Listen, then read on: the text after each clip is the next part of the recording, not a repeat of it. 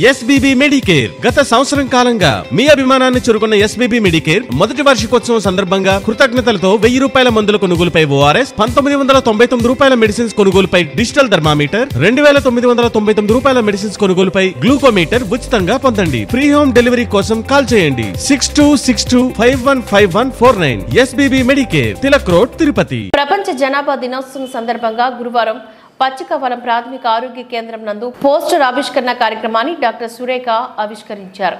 ఈ సందర్భంగా డాక్టర్ సురేఖ మాట్లాడుతూ 2023 నాటికి మొదటి స్థానంలో చైనా జనాభా ఉండడం జరిగిందని, దాన్ని భారత్ అధిగమించడం జరిగిందని తెలియజేశారు. ప్రజలకు సమస్యలపైన అవగాహన కల్పించి వాటి పరిష్కరించడానికై వనరులు సమీకరణ బలోపేతం చేయడానికి ప్రతి ఏటా జనాభా దినోత్సవం నిర్వహించడం జరుగుతుందని గుర్తు చేశారు. అలాగే స్త్రీలకు తగిన వయసులోనే వివాహం చేయాలని అన్నారు. వివాహం తర్వాత 2 సంవత్సరాల వరకు గర్భం దాల్చరాదని చెప్పారు.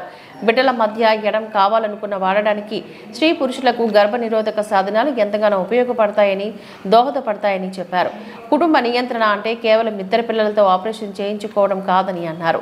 తక్కువ సంతానంతోనే చిన్న కుటుంబంగా పరిమితం చేసుకోవాలని అన్నారు. చైనాకు మించి భారత జనాభా ఉందని అన్నారు. జనాభా పెరగడం వల్ల అనేక సమస్యలు ఉత్పన్నమవుతాయని, జనాభా పెరగడం వల్ల అనేక సమస్యలు ఏర్పడతాయంటూ తెలియజేశారు. ఈ కార్యక్రమంలో health supervisor Eswaramma, LT David, pharmacist Pushpa, ఆరోగ్య సిబ్బంది తదితరులు ఈ కార్యక్రమంలో పాల్గొన్నారు.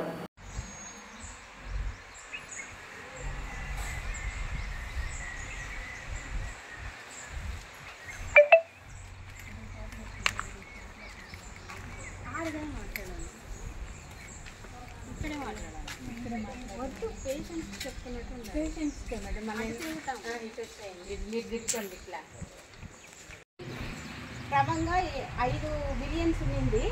5 బిలియన్స్ అంటే పెద్ద నెంబర్, అది మీకు తెలియదు. 5 లక్షలు అంటేనే పెద్ద నెంబర్ కదా. 5 బిలియన్లు అంటే దానికి ఇంకా 20 రెట్లు ఎక్కువ.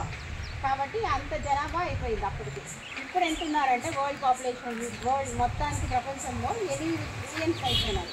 అంటే దానికి దాదాపుగా డబుల్ అయిపోయినారు. దాంట్లో మనది 21వ సంవత్సరం వరకు చైనా దేశం ఉంది కదా, అది ఫస్ట్ ఉంది అన్నమాట.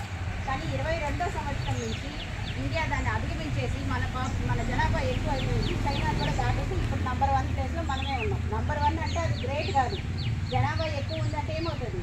అన్ని వనరులు మనకు ఉన్నదే చిన్న దేశము. దాంట్లో జనాభా ఎక్కువ అంటే ప్లేస్ సరిపోదు, ఉండే వనరులు సరిపోవు, ఏది సరిపోదు. 2 పిల్లలు ఉన్నారనుకోండి ఒక ఇంట్లో, వాళ్ళకి హ్యాపీగా చదువుకోగలుగుతాం, వాళ్ళకి అన్నీ ఇవ్వగలుగుతాం. అది 10 మంది, 6 మంది, 5 మంది ఉన్నారనుకోండి, ఉన్న ఆహారమే అందరికీ డిస్ట్రిబ్యూట్ చేయాలి. కాబట్టి ఎదుగుదల అనేది అక్కడికే ఆగిపోతుంది. కాబట్టి చిన్న ఫ్యామిలీ ఉంటే వాళ్ళ ఫ్యామిలీ డెవలప్ అవుతుంది. ఆ ఫ్యామిలీ డెవలప్ అయితే ఆటోమేటిక్గా కంట్రీ డెవలప్ అవుతుంది. దానికోసమే ఇంత ఇంపార్టెన్స్ ఇచ్చి జూలై 11వ తేదీన ప్రతి సంవత్సరం ప్రపంచ జనాభా దినోత్సవం అనేది జరుపుకుంటాం.